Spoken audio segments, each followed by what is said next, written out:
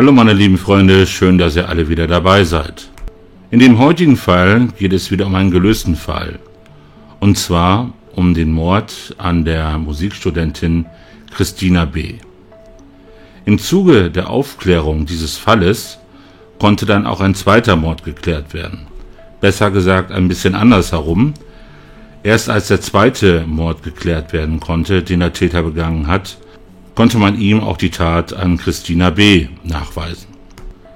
Dargestellt wurde der Fall an Christina B. in der Aktenzeichen XY-Sendung vom 11. Juni 1999. Zugetragen hat sich der Fall am 28. Januar 1998. Bei dem zweiten Fall handelt es sich um den Mord an Maria B. Dieser wurde als Studiofall in der Sendung vom 7.9.2001 dargestellt. Vielleicht ist ja den absoluten Aktenzeichen Y-Kennern von euch dieser Fall mit Christina B. bekannt. Ich sage euch jetzt einfach mal, woran ihr euch vielleicht erinnern könntet, und zwar an das Lied Bruder Jakob. Denn dies hatte sie eingesungen und auf ihrem Anrufbeantworter als Begrüßung hinterlegt. Christina studierte seit 4 Jahren in Münster Musik und Pädagogik. Im Januar 1998 steht sie kurz vor dem Abschluss. Und in wenigen Tagen, sollte so ungefähr noch 14 Tage sein, soll sie eine Musikprüfung ablegen. In der filmischen Darstellung wird in den ersten Minuten nahezu komplett ohne Sprecherin gearbeitet. Dies liegt vermutlich daran, dass tatsächlich in den Tagen vor der Tat nichts Außergewöhnliches passiert ist, wie die Sprecherin auch nach ein paar Minuten erzählt. Christina bereitet sich einfach auf ihre Prüfung vor, besucht Vorlesungen und Seminare und trifft sich mit ihren Freunden. Deswegen ging man auch davon aus, dass es sich nicht um eine Beziehungstat handelt, sondern dass Christina ein Zufallsopfer war. Letztmalig lebend gesehen wird sie am Abend des 27. Januar 1998. An diesem Abend besucht sie einen Freund, den sie schon länger kennt und der sie zum Essen eingeladen hat. Christina bleibt bis kurz vor 2 Uhr des Morgens vom 28. Januar, also dem Tattag. Sie muss zwar an diesem 28. Januar 1998 ein Seminar besuchen, aber dieses beginnt erst um 11 Uhr und deswegen ist es auch kein Problem für sie, so lange bei dem Freund geblieben zu sein. Der Freund bietet ihr dann nicht an, sie nach Hause zu bringen, da er weiß, dass Christina dies auf jeden Fall ablehnen würde. Allerdings leiht er ihr einen Pullover für die Rückfahrt durch die Kälte. Und dieses Angebot nimmt sie auch gerne an. Von der Wohnung des Freundes in der Grevener Straße zu ihrer Wohnung am Grünen Hang sind es etwa 4 Kilometer. Sie kann für den Rückweg aus 2 Strecken wählen. Entweder durch die Innenstadt oder am Stadtrand entlang. Und dieser Weg führt dann teilweise durch Grünanlagen. Welchen dieser beiden Wege sie schlussendlich gewählt hat, ist nicht bekannt. Auf der Strecke, die sie dann aber gewählt hat, muss dann etwas passiert sein, da sie in ihrer Wohnung nicht angekommen ist. Am Vormittag des 28. Januar 1998, also am gleichen Tag, fällt einem Mann ein Damenfahrrad in der Nähe der Bundesstraße 54 auf. Das Fahrrad liegt ca. 17 Kilometer von Christinas Wohnort entfernt. Es ist das Fahrrad von Christina. Dies stellt sich aber erst Tage später heraus. 2 Tage später haben Christinas Eltern dann Vermisstenanzeige erstattet und bereits überall nach ihr gesucht. Auch Christinas Freunde und Bekannte haben sich an der Suche beteiligt, aber auch ohne Erfolg. Während die Polizei in Münster fieberhaft nach Christina sucht, starten die Freunde und ihre Eltern eine eigene Initiative. Überall in der Stadt hängen sie selbstentworfene Suchplakate auf und verteilen Handzettel. Aber auch dies bleibt ohne Erfolg. Am 1. Februar 1998 gibt es dann endlich die erste Spur. Bei Steinfurt, 28 Kilometer von Münster entfernt, wird an der B54 der Rucksack und die Jacke von Christina gefunden. In der Jacke befindet sich unter anderem der Personalausweis von Christina. In der Nachbesprechung sagt der zuständige Kommissar, dass es nicht so aussah, als wenn der Rucksack und die Jacke aus einem fahrenden Fahrzeug geworfen wurden, sondern derjenige, der die Sachen dort entsorgt hat, angehalten haben muss und die Sachen dort abgelegt hat oder hingeworfen hat. Und ab diesem Zeitpunkt ist die Polizei sich sicher, dass Christina einem Verbrechen zum Opfer gefallen ist. Danach suchen mehrere Hundertschaften nach weiteren Spuren. Tagelang durchkämmen sie weite Gebiete an der Bundesstraße 54. Und bei den Suchen werden Suchhunde und auch Hubschrauber eingesetzt. Aber weiterhin ohne Erfolg, man findet keine weitere Spur von Christina. Erst einige Wochen später, am 6. März 1998, wird dann Christina endlich gefunden. Ein Hinweis aus der Bevölkerung führt die Besatzung eines Streifenwagens zu einer Ausfahrt von der Bundesstraße 54. 17 Kilometer von Münster entfernt finden sie Christinas sterbliche Überreste. Sie wurde gefesselt und geknebelt und dann mit ihrem eigenen Schal erdrosselt. Sie war teilweise unbekleidet, eine Vergewaltigung konnte aber nicht nachgewiesen werden. Trotzdem ging man davon aus, dass der Täter sexuelle Motive hatte. Also ihr Fahrrad wurde ja auch 17 Kilometer von Münster entfernt gefunden. Also gehe ich mal davon aus, dass auch dann eben das Fahrrad und ihre sterblichen Überreste nicht so weit voneinander entfernt gefunden wurden. Damit endete dann auch die filmische Darstellung bei Aktenzeichen Y. Also wie schon gesagt, dieser Darstellung des Filmfalls war jetzt wirklich ohne großen Inhalt. Er war jetzt nicht sonderlich kurz, aber meistens ging es nur irgendwie darum, dass sie dann zum Klavierunterricht geht, dass sie ihre Freunde trifft. Aber es scheint wohl tatsächlich so gewesen zu sein, dass es keinerlei Punkte in ihrem Leben gab, wo man vermuten könnte, dass diese etwas mit ihrem Tod zu tun haben. Und wie sich später herausstellte, war es ja tatsächlich auch ein Fremder und sie war einfach ein Zufallsopfer. Auch wurde in der filmischen Darstellung nicht mal ansatzweise dieser Freund, bei dem sie zuletzt war, irgendwie als eventuell möglicher Täter dargestellt. Dann kommen wir einmal zu dem zweiten Mord von dem gleichen Täter, der dann im Prinzip der Auslöser war, dass die Tat an Christina auch geklärt werden konnte. Und zwar geht es dabei um den Mord an der 24-jährigen Rechtsanwalts- und Notargehilfin Maria B. aus Lünten. Und Lünten ist ein Kirchdorf von Vreden im westfälischen Münsterland und hatte oder hat so circa 1400 Einwohner. An dem Tattag, dem Samstag, den 4. August 2001, begleitet sie ihren Freund auf dem Weg nach Hause. Dieser hat sie wohl anscheinend besucht und während er nach Hause geht, fährt sie diese Strecke dann mit Inlineskates und begleitet ihn. Und auf ihrem Rückweg zu ihrer Wohnung ist sie dann ihrem Mörder begegnet. Der Täter hat sie dann vermutlich in sein Auto gezerrt und erdrosselt. Nach 3 Wochen wurde ihre Leiche in einem Waldstück bei Borken-Burlo gefunden. Dies war 30 Kilometer von ihrem Wohnort entfernt. Sie lag versteckt unter abgeschnittenen Zweigen. Und in diesem Fall konnte dann ein Phantombild erstellt werden, mit dem nach dem Täter gesucht wurde.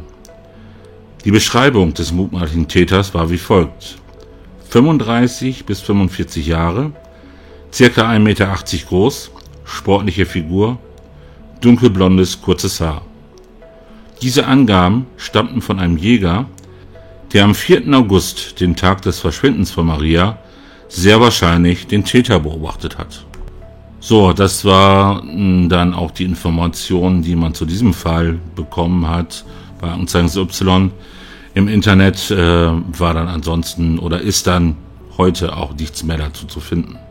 Aber ich habe dann halt noch ein paar Informationen dazu gefunden, was jetzt dort passiert ist, wer der Täter war und zu welcher Strafe er verurteilt wurde.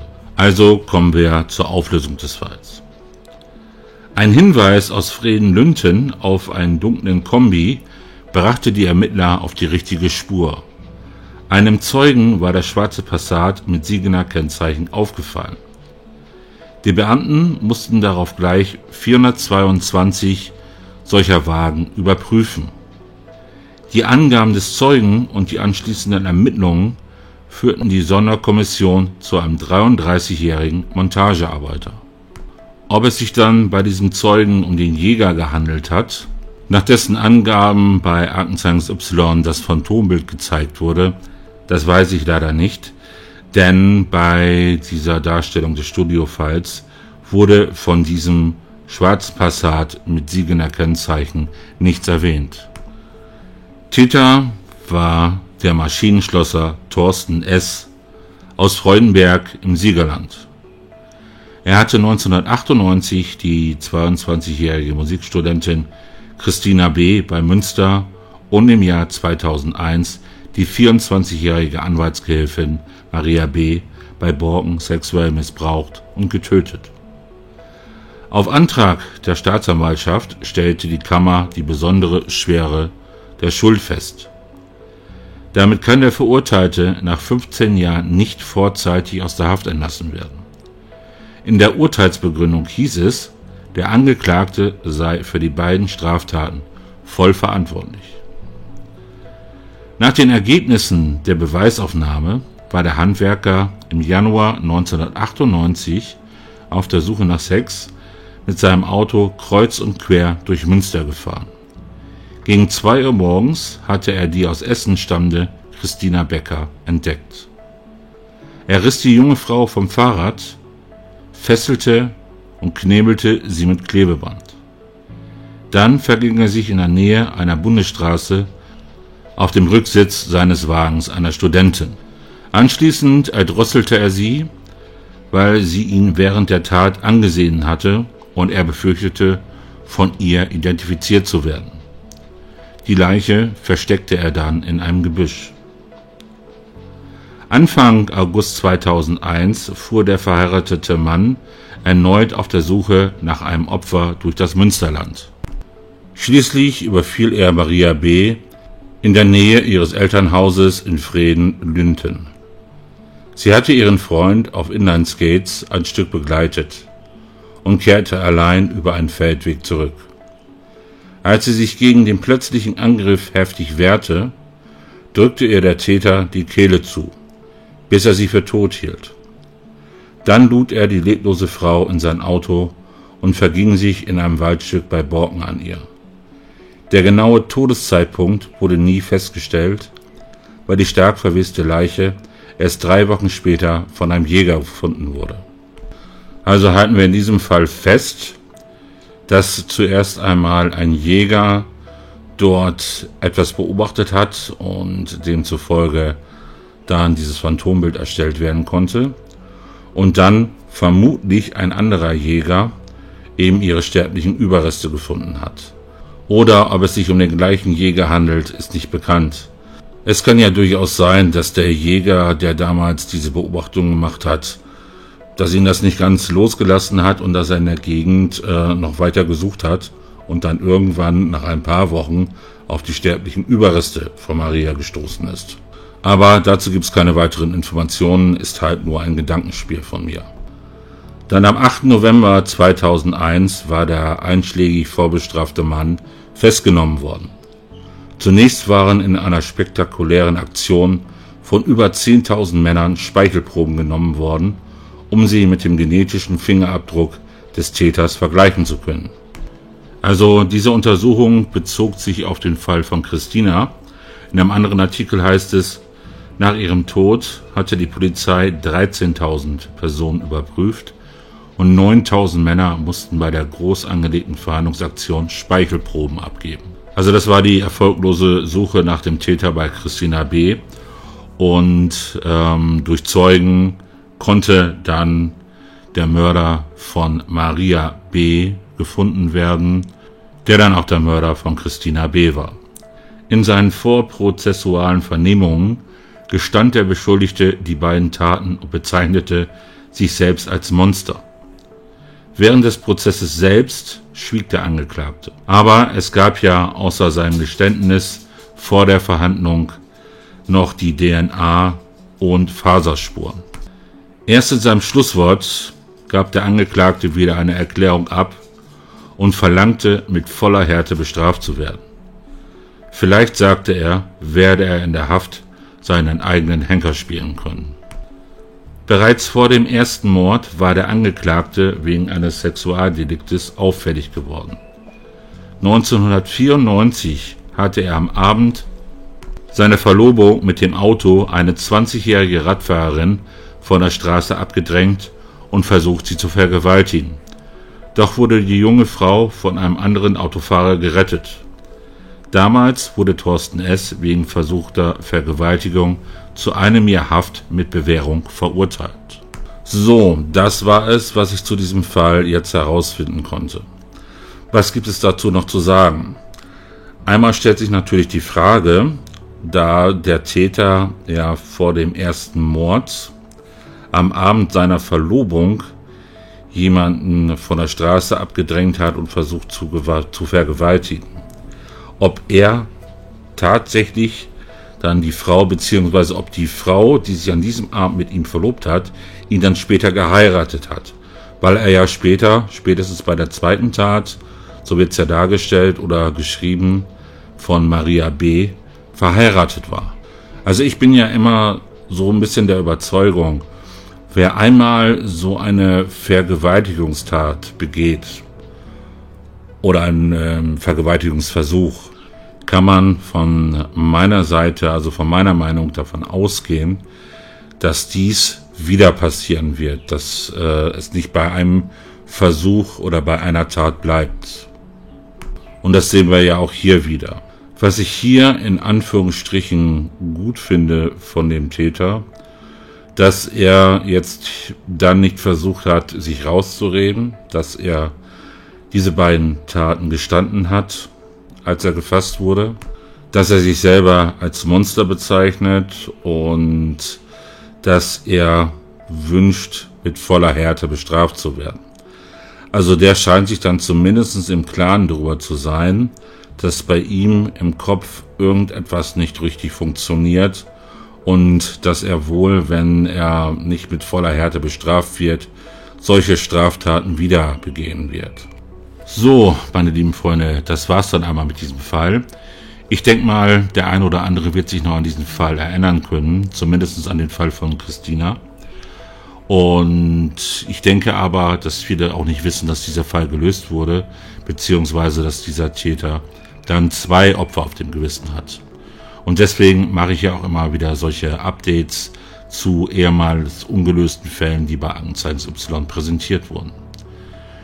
Das war's dann mit dem heutigen Video. Ich bedanke mich auf jeden Fall fürs Zuhören oder fürs Zuschauen, je nachdem wie ihr meinen Content konsumiert. Passt auf euch auf und bis zum nächsten Video. Tschüss!